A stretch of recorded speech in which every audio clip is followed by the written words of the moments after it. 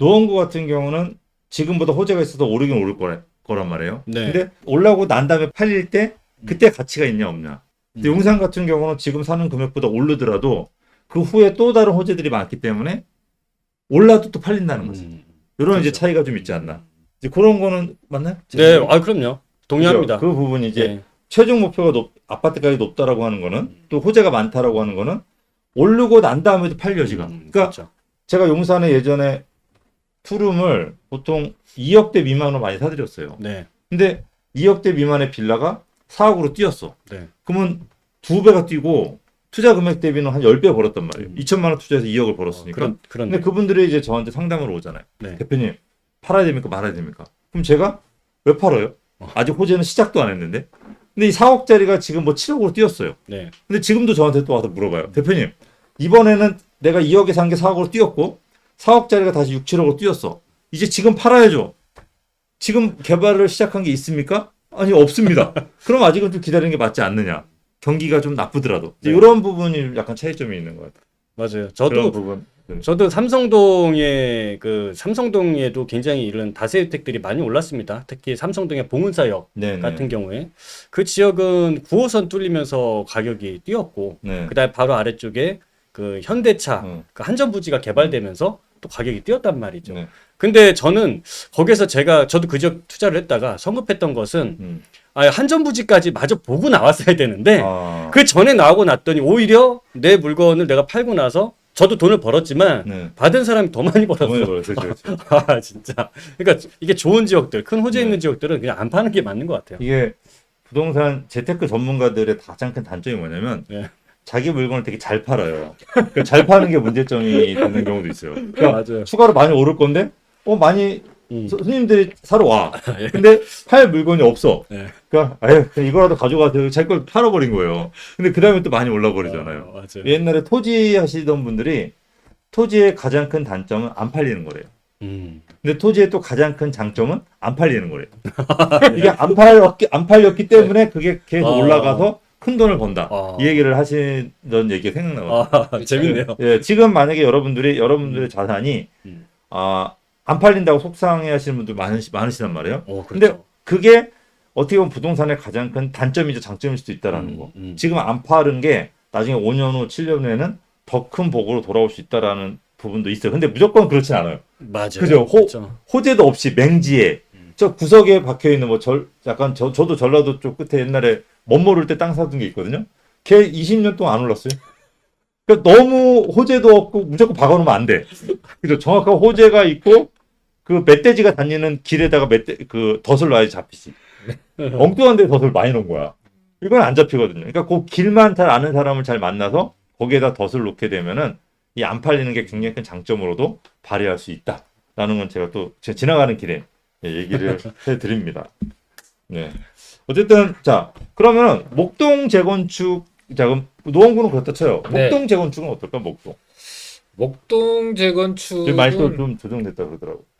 조금 어느 정도는? 이게 이제 네. 별로 요번에 제초안 같은 경우도 별로 영향을 받지 않은 게 일단 거기도 토지거래 허가 구역이에요. 네네. 그러니까 상계동은 아닌데 여의도나 목동이나 그다음에 뭐 이제 압구정동이나 이런 데는 토지거래 허가 구역이다 보니까 일단 아주 노후되어 있는 아파트에다가 살아야 되는 불편함을 감수해야 되는 거예요. 그러니까 거의 거래가 없는 상황이고 또 안전진단이 그러니까 서울에서 안전진단 통과가 가장 많이 안 된 곳이 노원 상계동하고 그다음에 목동이에요.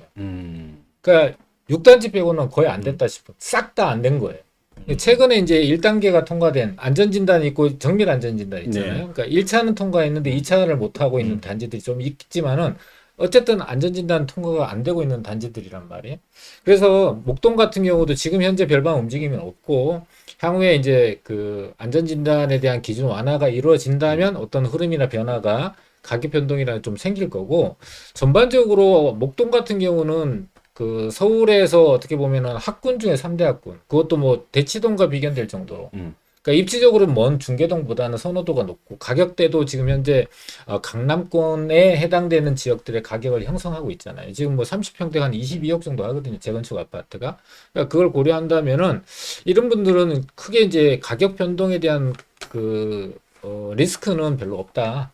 그러니까 좀 길게만 보고 간다면 충분히 가격 상승이 될 거고 또 여의도가 65층 층수를 완화했잖아요.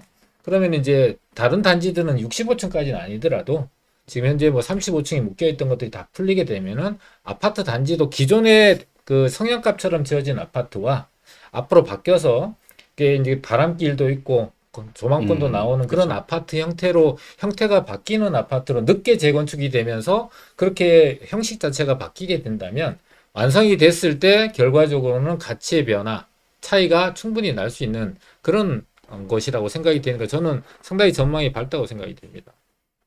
목동 굉장히 좋다. 네.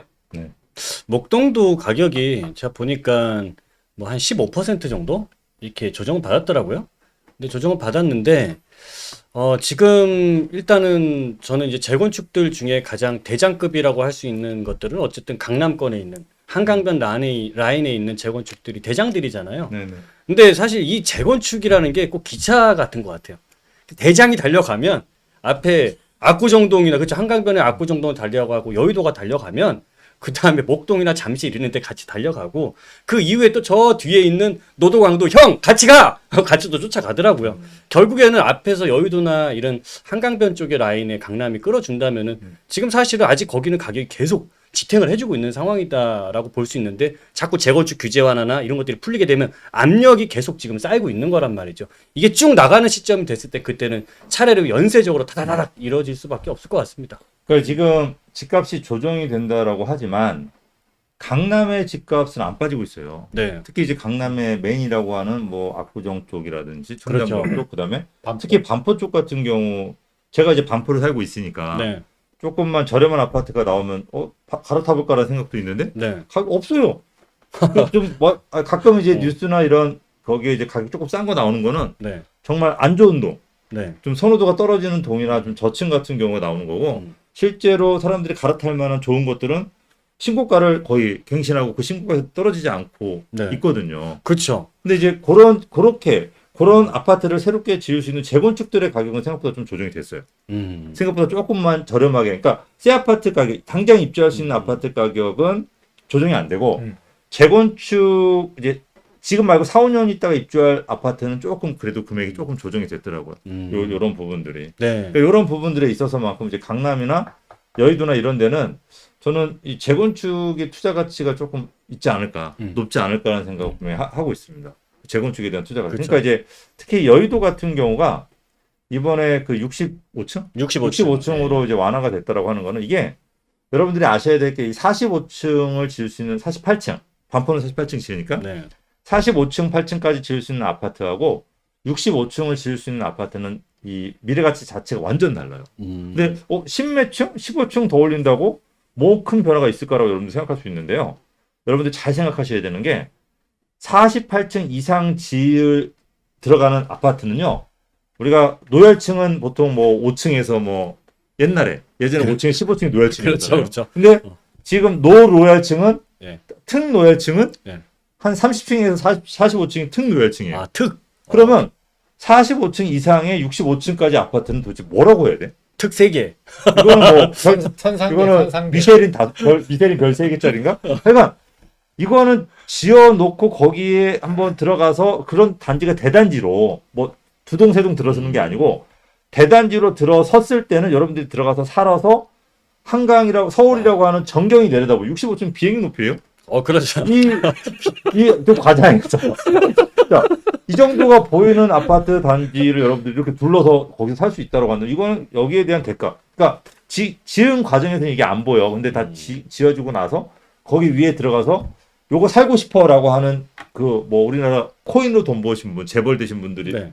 많잖아요. 예를 들어 맞죠. 이런 분들이 모여서 결국 거기는 엄청난 대가, 뭐 100억, 200억이란 돈이란 피를 주고 들어올 마음이 있는 사람들이 쌓일 거라는 거죠. 그러면 이제 그런 게 이제 줄줄이 아까 저 기계 기차 네, 기차처럼 이제 줄줄이 이제 끌어올리는 그런 역할을 하는 거기 때문에 그 재건축 초과이 관수가 완화를 될 수 있다는 신호만 가지고도 충분하다는 거죠. 충분하고 그거에 따라서 언젠간 해줄 거니까 이제 봤잖아요. 이제 느낌 그렇죠. 받았잖아요. 느낌 왔잖아요. 맞아요. 그러니까 이제 그런 부분들에 있어서는 여러분들이 그거를 이제 뭐 장기적인 관점에서 투자의 가치로 보시고 이제 그게 만약에 못한다고 한다면 이제 이게 난 이걸 갖고 싶어. 60층에 살고 싶어. 네. 근데 못 살아. 그러면 그 대안으로 재건축을 허물고 65층을 짓는 거 아니잖아요. 그렇죠. 재개발을 허물고 질 수도 있잖아요. 그렇죠. 그죠? 또 맞습니다. 65층은 아닌데 저 65층 높이 산 밑에 있는 집들도 있잖아요. 그렇네. 잘 나오고. 여기 뭐냐면 한 30층 높이의 산이면 15층만 지으면 돼. 그렇네요. 그죠? 예, 근데 그런 것들을 시작해 여러분들이 농담이고.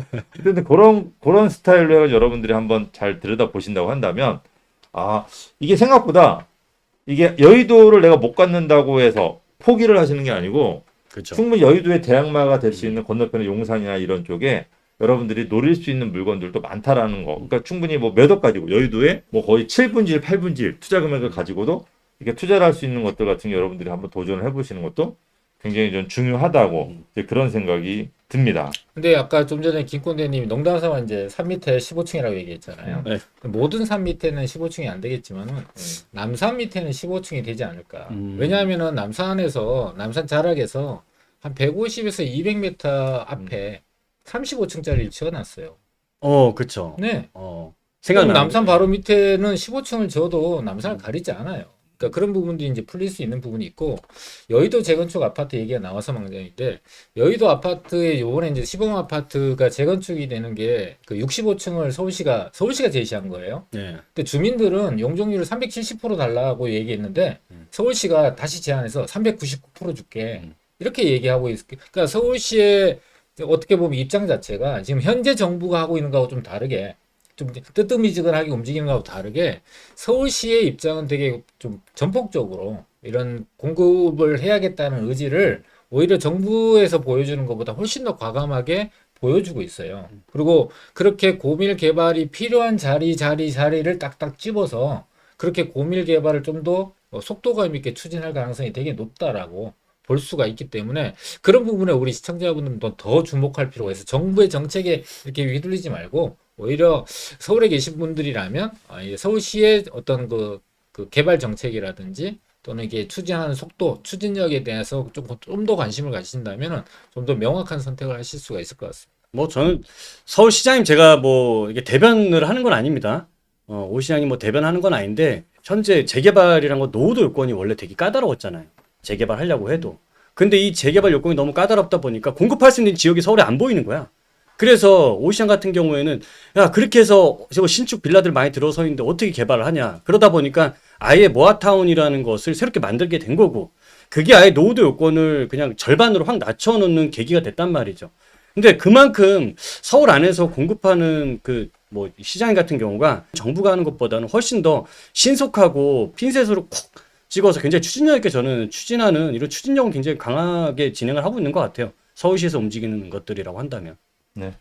자, 어쨌든 여러분들 이 재건축 아파트에 관한 부분들을 이 재건축 초과이익 환수가 이제 완화가 된다, 이게 국회가 통과 안 될 거다, 막 이렇게 좀 약간 부정적으로 보시는 시각들이 많은데 이게 지금 되냐 안 되냐가 중요한 것 같진 않아요. 그렇죠. 그러니까 이렇게 이제 안전진단도 그렇고 재건축 뭐 저 분양가 상한제까지 해서 완화시켜 주려고 하고 있고 더군다나 이제 뭐 우리가 부동산 세금 세 가지잖아요. 취득세, 보유세, 양도세인데 양도세도 지금 한시적으로 완화하고 있고 그다음에 보유세 같은 경우도 이제 계속 완화 쪽으로 이제 방향이 가고 있고 결국 이제 취득세 하나가 남았는데 요 하나 같은 경우도 지금 뭐 빠르면 뭐 다음 달 뭐 늦으면 내년 상반기까지는 풀어줄 가능성이 높게 지금 막 얘기가 되고 있잖아요. 네네. 그러니까 이렇게 이제 완화가 되는 쪽으로 이제 가다 보면은 언젠가 이제 바닥이라고 하는 걸 분명히 이제 보이게 될 거고 그렇죠. 이제 그런 부분들 특히 재건축 같은 경우는 이게 내려가고 내려가다가 이제 자기 수익이 극대화되는 타이밍이 분명히 올 거란 말이에요. 네. 지금도 수익이 보이는데도 불구하고 시점이 이러다 보니까 사람들이 매수를 안 하는 거고 네. 근데 이게 지나고 나면은 야, 저 때가 정말 좋았었는데 그렇죠, 그렇죠. 아쉬운 시기가 또 지금일 수도 있거든요. 그러니까 그런 부분들을 여러분들이 잘 선택을 하셔가지고 호재가 있는 것 또는 이제 개발이 확실한 지역 또 개발이 어떤 반전이 있는지 아까 역세권 개발하는 거는 지금 특수한 상황이기 때문에 원래 250%로 개발해야 될 지역을 용적률 뭐 500%, 600%로 개발할 수 있게끔 그렇죠. 혜택을 주는 거거든요. 네네. 근데 그 옛날에 임대사업자 양도세 비과세 해주듯이 100% 갑니다. 네, 네. 특수한 상황에 그러니까 그런 특수한 상황에 있는 것들 같은 경우는 여러분들이 한번 도전을 해 보실 필요가 분명히 있다. 그 혜택을 놓치면 나중에 돌아보면 굉장히 큰 후회가 될 수도 있다라고 생각하니까 우리 초과이익 환수 완화라고 하는 부분들을 조금 여러분들 좀 긍정적인 전환의 타이밍으로 그죠? 반전 포인트로 여러분들 한번 보시는 것도 좋을 것 같습니다. 자, 여러분.